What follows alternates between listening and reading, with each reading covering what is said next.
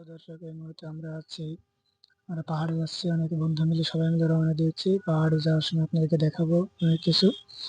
সাথে থাকবেন। এই যে আমাদের সাথে অনেক বন্ধু-বান্ধব আছে, এর সাথে আমিও আছি, হাত মিলাইতেছি। আমরা সকলে যাচ্ছি আজকে পাহাড় ঘুরতে এবং ওখানে আগুন পানি উঠতেছে এমন একটা দৃশ্য আছে, ওগুলো আমরা দেখবো। আপনাদেরকে দেখাবার সাথে আছি আমি, আমার ফেসটা দেখাই দিলাম। আমরা একটু হেঁটে এসে আবার পরামর্শ বা বিশ্রাম নিয়ে একটু কোথায় যাবে, কোথায় কোথায় ঘুরবে, আমরা কি কি দেখবো, ওগুলো আমাদের সাথে কথা বলতে চাক ভাই। এর ভিতরে আমি কিছু ভিডিও বানিয়ে নিলাম, ভিডিও করে নিলাম, সবাইকে ফ্রেমের ভিতরে বন্দি করে নিলাম। যাক, বাঘ খাঁচায় বন্দি করার মতো সবাইকে বন্দি করে নিয়েছি। আর কোনো চিন্তা নাই, ওখানে আমরা রওনা দেবো। যে আস্তে আস্তে চলে আসলাম লজ্জাপতি গাছের কাছে। লজ্জাপতি গাছগুলো অনেক সুন্দর, পাহাড়ে অনেক আছে। লজ্জাপতি গাছগুলো দেখতে অনেক সুন্দর লাগছিল, তাই আমি হাত দিয়ে আস্তে আস্তে তার পাতাগুলো আমি বুঝিয়ে দিচ্ছিলাম, যে হাতে এখানে টাচ লাগার সাথে সাথে পাতাগুলো বুঝে যাচ্ছে, একেবারে আমার শুকনো পাতার মতো হয়ে গেছে। ওয়াও, দেখুন অনেক সুন্দর লাগতেছে দেখতে। আমি আপনাদেরকে দেখার জন্য চেষ্টা করলাম। আর যদি আপনার এই লজ্জাপতি গাছটা অধিক ঔষধ হয়, অধিক কাজ নাকি হয় আমি শুনেছি, যদি কাউকে লাগে তাহলে চট্টগ্রাম পাহাড়ে চলে আসবেন। পাহাড়ে অধিক পরিমাণ এই লজ্জাপতি গাছ এখানে আছে, দেখতে পাবেন এবং সংগ্রহ করতে পারেন, নিতে পারেন এগুলো। যাই হোক, ও অনেক সুন্দর লাগছে দেখতে। সাথে সাথে আমি কিন্তু কিছু আর কি মিলে আর সামনে কিন্তু রওনা দেবো। সাথে আমাদের দেখতে থাকবেন, আমরা সাথে চলে যাবো, কিন্তু এখানে আমরা থাকবো না। অতি শীঘ্রই আমরা রওনা দিব।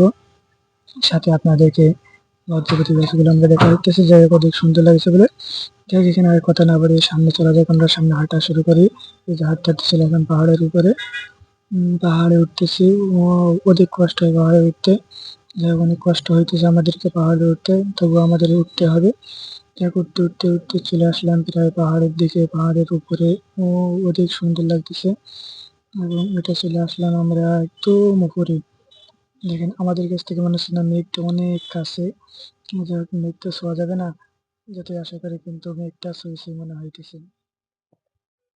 পাহাড়ের উপরে উঠে গেছি, পাহাড়ে আসতেছি এবং আপনাদের সঙ্গে দেখাচ্ছি। কত সুন্দর পাহাড়, কত উঁচু!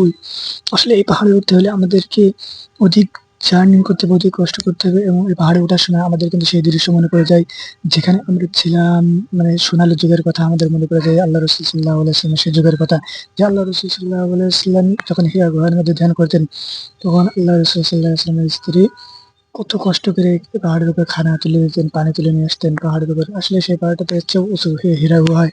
আর এটা তো মাটির পাহাড়, এটা মানে এটা একদম নিচু ওই পাহাড়ের চাইতে। যাই হোক, পাহাড় থেকে আমরা এখন নামতেছি। যাই হোক, পাহাড় থেকে নামতে সময় কিন্তু সাবধান, আমাদের পা পিছলে পড়ে গেলে আমরা একদম নিচে চলে যাব। যাই হোক, আমাদের সাথীরা যারা আছে, বন্ধুরা যারা আছে, আস্তে আস্তে নিচে নামতেছে। এই যে সুড়ঙ্গ রাস্তা, এই যে চিকন একটা রাস্তা দিয়ে, এই রাস্তা দিয়ে আমরা কিন্তু নামতেছি। আসলে এই রাস্তা দিয়ে নামার সময় অধিক রিস্ক, যে পা যদি পিছলে যায় তাহলে একদম নিচে চলে যাব।